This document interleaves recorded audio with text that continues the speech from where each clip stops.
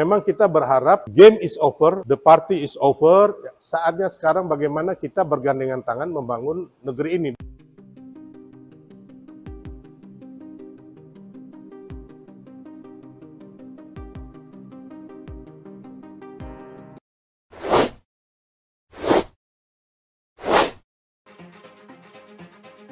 Partai Kebangkitan Bangsa PKB dan Partai Nasional Demokrat Nasdem dinilai memiliki kecenderungan akan bergabung ke Koalisi Indonesia Maju Kim jika calon presiden capres calon wakil presiden cawapres Gibran Rakabuming Raka menang pada pemilihan presiden Pilpres 2024. Sebagaimana diketahui saat ini Prabowo dan Gibran unggul dibanding dua kompetitornya dalam hasil hitung cepat atau quick count sejumlah lembaga survei. Pihak Prabowo dan Gibran pun mulai memberikan sinyal untuk melobi pihak rivalnya dalam pemilihan umum pemilu 2024. PKB dan Nasdem punya kecenderungan, kata pengamat politik sekaligus Direktur Eksekutif Parameter Politik Indonesia PPI Adi Prayitno saat dihubungi Sabtu 17 Februari 2024. Adi berpandangan kedua partai itu memiliki kecenderungan berkoalisi dengan pihak pemenang dalam Pilpres. Secara khusus menurut dia, PKB juga tidak pernah menjadi bagian dari oposisi. Karena memang masa politik PKB itu nggak pernah jadi oposisi, ya mirip-mirip Golkar, the ruling party partai penguasa. Jadi siapapun yang menang jadi presiden, kecenderungan besar berkoalisi, ujar dia. Sementara itu, jika melihat situasi politik saat ini, Partai Demokrasi Indonesia Perjuangan PDIP dan Partai Keadilan Sejahtera PKS dianggap kemungkinan menjadi oposisi. Apalagi PDIP telah menyatakan siap menjadi oposisi. Sedangkan PKS juga memiliki rekam jejak yang kuat sebagai oposisi. Kecenderungan per hari ini yang menyatakan selalu siap jadi oposisi adalah PDIP dan PKS, ucap Adi. Di luar PDIP dan PKS, Nasdem, PKB, dan P3 ini belum menyatakan secara tegas sikap politik mereka, tambah dia. Meski begitu, semua masih bisa berubah tergantung dari keputusan akhir partai politik. Dosen di UIN Syarif Hidayatullah, Jakarta ini juga berharap sebaiknya pihak yang kalah dalam Pilpres tidak bergabung dengan pihak pemenang. Sebab, jika pihak yang kalah pemilu masuk ke koalisi pihak yang menang, pelaksanaan pemilihan umum pemilu akan menjadi percuma. Tentu publik berharap PDIP dan PKS itu berada di luar kekuasaan. Syukur kalau partai yang lain Nasdem, PKB, dan P3 juga berada di luar kekuasaan, ujar dia. Diberitakan sebelumnya, kubu dari Capres-Cawapres nomor urut 2 Prabowo Subianto Gibran Rakabuming Raka mulai memberikan sinyal untuk merangkul lawan politiknya. Sinyal lobi-lobi politik ini sempat diutarakan langsung oleh Prabowo dan Gibran dalam pidatonya usai unggul dalam hasil hitung cepat quick count pemungutan suara di Istora Senayan, Jakarta, Rabu 14 Februari 2024. Kami akan merangkul semua unsur dan semua kekuatan. Kami akan menjadi presiden dan wakil presiden untuk seluruh rakyat Indonesia, kata Prabowo di Istora Senayan, Jakarta. Dalam kesempatan itu, Gibran juga mengaku ingin sowan ke pasangan calon nomor urut 1 Anies Baswedan Muhaimin Iskandar dan paslon nomor urut 3 Ganjar Pranowo Mahfud MD. Dalam pidatonya, Gibran menjelaskan pasangan calon lain adalah saudara. Saya juga secara pribadi ingin segera sowan ke paslon nomor 1, paslon nomor 3, ujar Gibran.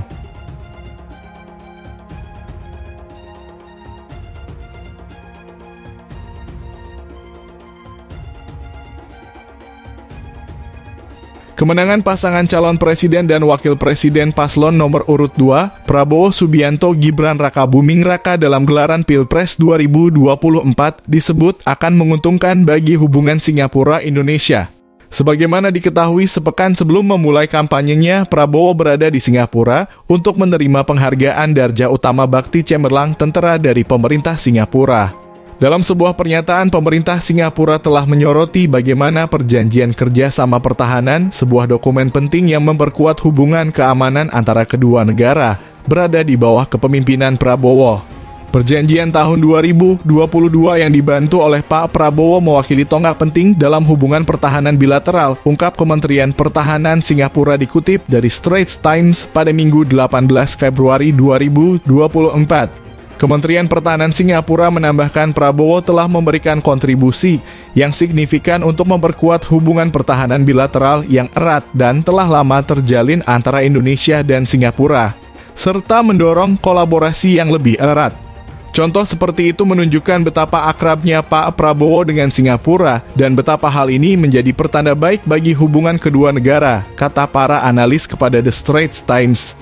Prabowo diperkirakan akan memenangkan pemilu 2024 dengan selisih yang cukup besar. Adapun berdasarkan data hasil penghitungan suara atau real count Pilpres 2024 KPU sekitar 66,6% suara telah dihitung. Hasil akhirnya diperkirakan baru akan tercapai pada bulan Maret, namun indikasi awal menunjukkan bahwa mantan jenderal tersebut akan menggantikan kepemimpinan Presiden Joko Widodo.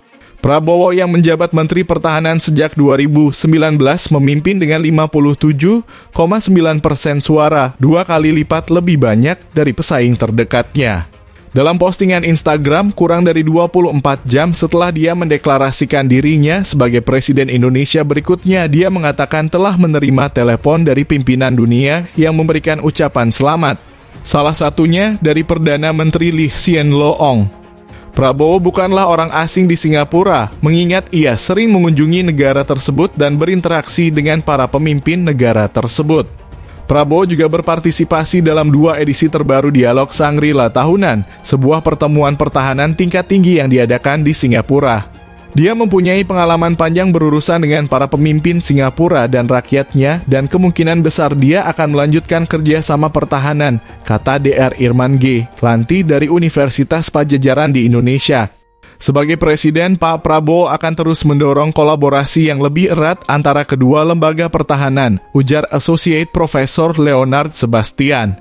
Dr. Mustafa Izzuddin, analis hubungan internasional senior di Konsultan Kebijakan dan Bisnis Solaris Strategi Singapura, menilai bidang kolaborasi antara Singapura dan Indonesia di bawah kepresidenan Prabowo tidak hanya terbatas pada pertahanan tetapi akan meluas ke bidang lain. Ia mengatakan bahwa pemerintahan Prabowo diperkirakan akan menekankan kesinambungan kebijakan di bidang perdagangan dan investasi yang akan memberikan manfaat bagi Singapura. Mengingat Singapura merupakan investor dan mitra dagang utama bagi Indonesia. Pada tahun 2022, Indonesia merupakan sumber pengunjung terbesar ke Singapura, dengan sekitar 1,1 juta orang menyumbang 17,4% dari total kedatangan. Singapura telah menjadi investor asing terbesar di Indonesia sejak tahun 2014, dengan total investasi mencapai US$17,5 miliar pada tahun 2022. Pada tahun 2022, Singapura adalah mitra dagang terbesar keempat Indonesia, dan Indonesia adalah mitra dagang terbesar keenam Singapura dengan perdagangan bilateral mencapai US$74,6 miliar. Mandat sehat yang diterima Prabowo juga mencerminkan masa depan kedua negara, tambah Dr. Mustafa yang juga merupakan profesor tamu hubungan internasional di Universitas Islam Indonesia.